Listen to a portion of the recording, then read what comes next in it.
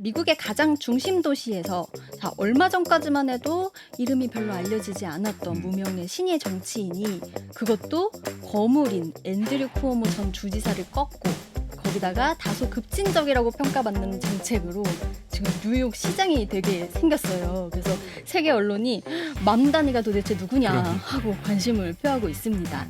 최초의 무슬림, 사회주의자, 그리고 밀레니얼 세대의 시장을 얻게 되는 겁니다. 네.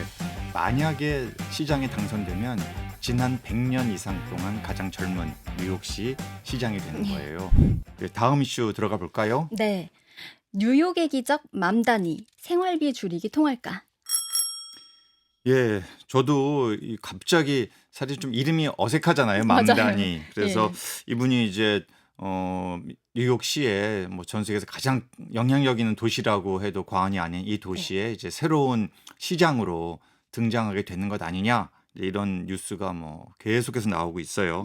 한번 알아보면 재밌을 것 같습니다. 네, 자, 올해 11월 4일에 이제 말씀하신 대로 미국 최대 도시이자 자본주의의 중심인 뉴욕 시장 선거가 있습니다. 이 선거를 위해서 이제 각 당에서 후보를 내야 되는데, 자, 민주당 예비 후보 선출을 위한 프라이머리 지난주에 열렸는데 여기서 승리한 인물이 오늘 알아볼 33살 신예 정치인 조란 맘단입니다. 자, 미국의 가장 중심 도시에서 얼마 전까지만 해도 이름이 별로 알려지지 않았던 무명의 신예 정치인이 그것도 거물인 앤드류 쿠오모 전 주지사를 꺾고 거기다가 다소 급진적이라고 평가받는 정책으로 지금 뉴욕 시장이 되게 생겼어요. 그래서 세계 언론이 맘다니가 도대체 누구냐 하고 관심을 표하고 있습니다. 간단히 소개를 해드리면, 자, 뉴욕 주 하원 의원 이선 의원이고요. 우간다에서 태어난 인도계 무슬림입니다. 그래서 약간 성이 들었을 때 약간 낯설죠. 어린 시절에 미국으로 이민을 했다고 해요.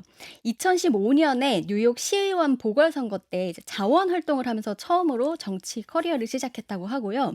스스로 민주사회주의자 이렇게 규정을 하고 있는데, 이게 2016년에 그 미국 대선 때 버니 샌더스 돌풍 이후에 꾸려진 민주적 사회주의자 그룹에서 적극 활동을 했다고 하더라고요. 이렇게 보면 이 사람이 지금 정치 경력이 10년밖에 안 됐는데 뉴욕시장에 당선되면 되게 짧은 시간 안에 커리어적으로 엄청난 성과를 이뤘다고 볼 수 있겠죠. 여기 더불어서 지금 뉴욕이 최초의 무슬림, 사회주의자, 그리고 밀레니얼 세대의 시장을 얻게 되는 겁니다. 네. 만약에 시장에 당선되면 지난 100년 이상 동안 가장 젊은 뉴욕시 시장이 되는 거예요. 제가 굉장히 궁금해서 저도 좀 찾아봤더니 이분의 또 부모님은 상당히 지식인이더라고요. 두 분 다 하버드 출신이고 아버지는 콜롬비아대 교수예요.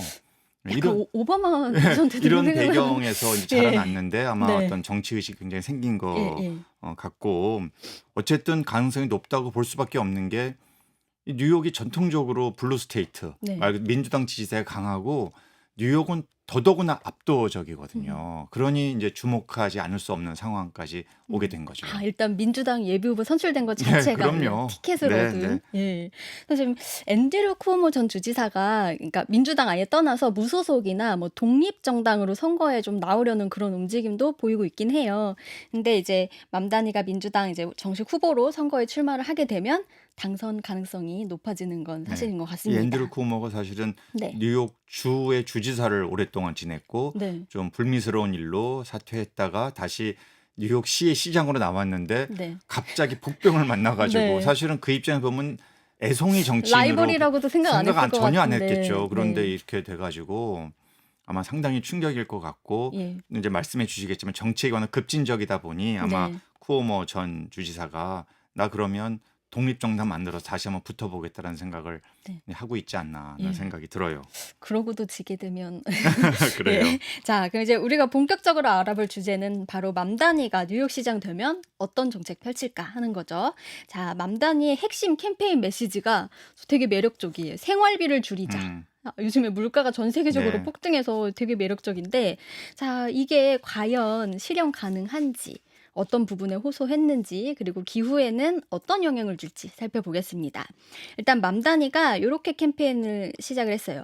모든 정치인은 뉴욕이 세계 최고의 도시라고 말하지만 여기서 살 여유가 없는 사람이 아무도 없다면 그게 무슨 소용이겠냐. 이 말만으로도 약간 유권자에게 어필을 음. 하는 게 있는 것 같아요.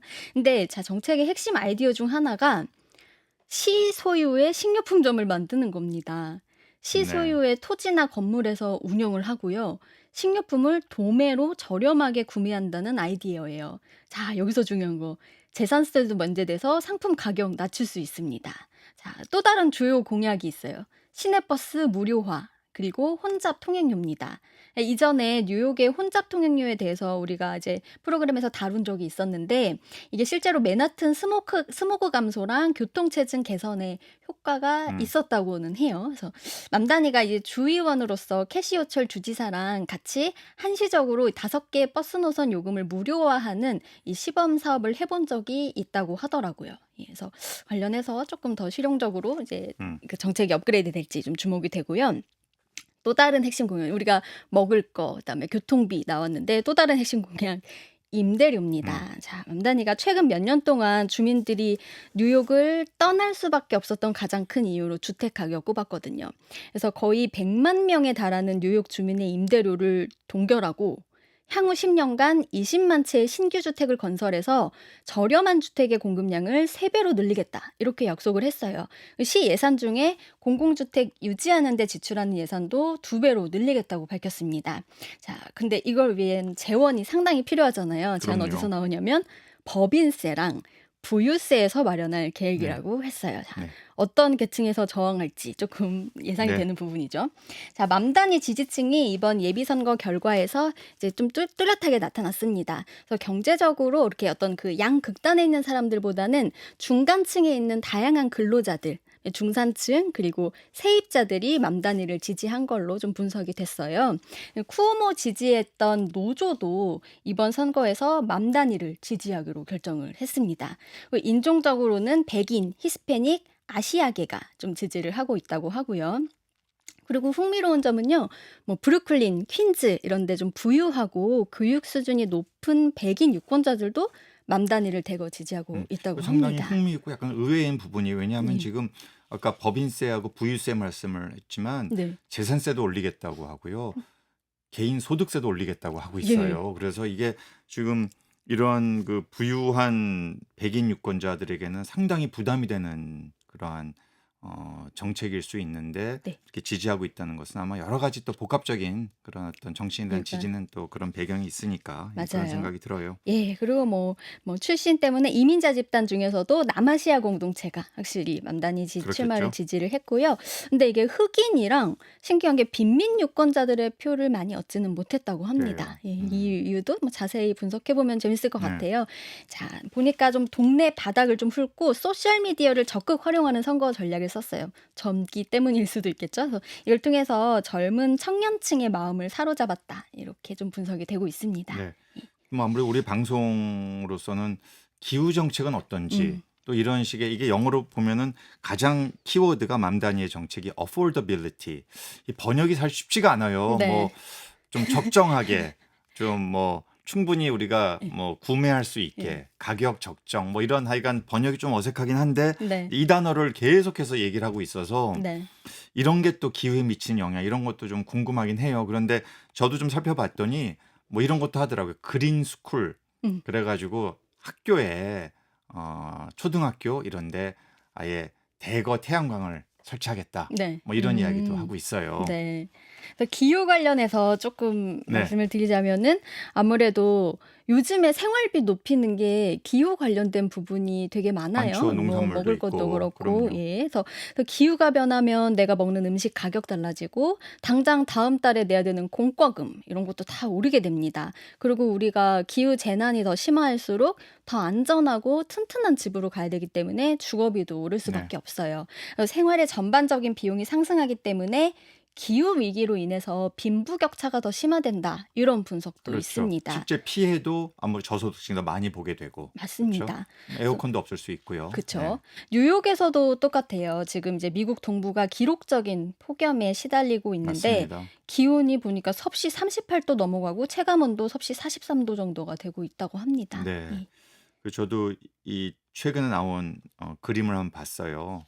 얼마 지금 미국과 유럽에 이 폭염 현상이 심각한지 이 고기압층이 완전히 여기를 누르고 있는 이러한 그 상황이어서 막 다 뻘겋더라고요, 정말. 예, 네. 이게 최근에 그 피낸셜 타임스에 아주 영상식으로 나왔는데 정말 무서울 정도여서 이런 일이 벌어지면 당연히 생활비 올라가고 또 피해도 저소득층한테 집중되기 때문에 이런 폭염이라는 것이 왜냐면 대처할 여력이 없잖아요. 확실히 심각한 건 분명해 보입니다. 맞습니다. 이쯤 되면 뭐 뉴욕뿐만 아니라 우리도 마찬가지지만 시민들한테는 자, 우리가 그래도 좀 시원하게 지내면서 경제적 부담을 겪을지 아니면 무더위를 이대로 감당할지 좀 선택을 해야 되는 개인적으로는 선택을 해야 되는 그런 상황에 직면을 하게 됩니다. 실제로 미국의 많은 유권자들이 에너지나 환경 문제를 해결해야 되는 이유로 생활비를 절감해야 되기 때문이다. 이렇게 꼽고 있다고 해요. 그리고 가장 기후 문제랑 직접적인 관련성이 높은 거는 버스 무료화도 있을 수 있을 것 네. 같아요. 맘다니가 주 의원일 때 이 실험 해봤다고 했잖아요. 이 프로그램 했더니 실제로 버스 승차 횟수가 30%에서 38%까지 증가한 걸로 나타났다고 합니다. 그러니까 승객 한 10명 중에 1명은 승용차나 택시 대신에 무료 버스 노선을 선택하기도 했다고 그만큼 이제 하고요. 탄소 배출이 줄어들 수 있다. 네. 이제 그런 기대감이죠. 예, 그리고 아까 말씀하신 그 학교 관련해서 이제 기후 교육 계획인 더 건강한 뉴욕시를 위한 녹색 학교라는 프로그램입니다. 이걸 통해서 500개의 공립학교를 좀 재생에너지 기반으로 개조를 하고 아스팔트 대신에 녹색 운동장을 조성하는 계획. 음. 그리고 50개 학교는 지역사회 자원으로 활용을 하면서 자, 우리 극한 기후 재난이 오게 되면은 시의 좀 대피소로서 제공을 하려고 맞아요. 한다고 합니다. 자, 그리고 이제 이런 정책들이 나오니까 슬슬 반응이 오고 또 있어요. 자, 시민단체에서 얘기도 있겠죠. 예, 미국의 대표적인 청년 기후 운동단체 선라이즈 무브먼트가 맘다니 지지 의사 밝혔습니다. 이게 뉴욕 지부뿐만 아니라 전국 단체가 지지를 밝혔다는 데 의미가 있어요. 그리고 뭐 트럼프 행정부 이후에 지금 뭐 기후 전문가나 연구자, 활동가들이 좀 몸을 사리고 익명으로 활동하는 그런 측면이 있는데 자, 맘다니의 기후 개발을 연구하는 데 좀 도움을 줬다고 해요, 네. 조용히. 그래서 이런 전문가들이 이렇게 학교 기반의 기후 계획 세우고 이제 기존의 이런 뉴욕 기후 정책이 실패했던 부분들을 맘다니가 메꿀 수 있을 거란 기대를 좀 갖고 있다고 합니다. 맘다니도 기후와 삶의 질은 별개의 문제가 아니다. 사실 둘은 하나이며 같은 문제다라고 인터뷰에서 말을 해서 네, 자신의 그건 견해를 맞는 얘기죠. 피력했습니다. 결국 기후가 경제 문제고 삶의 문제죠. 네, 근데 이 모든 정책들, 임대료를 동결하겠다. 네, 시가 직영하는 그런 식료품 가게를 만들겠다. 무료 버스.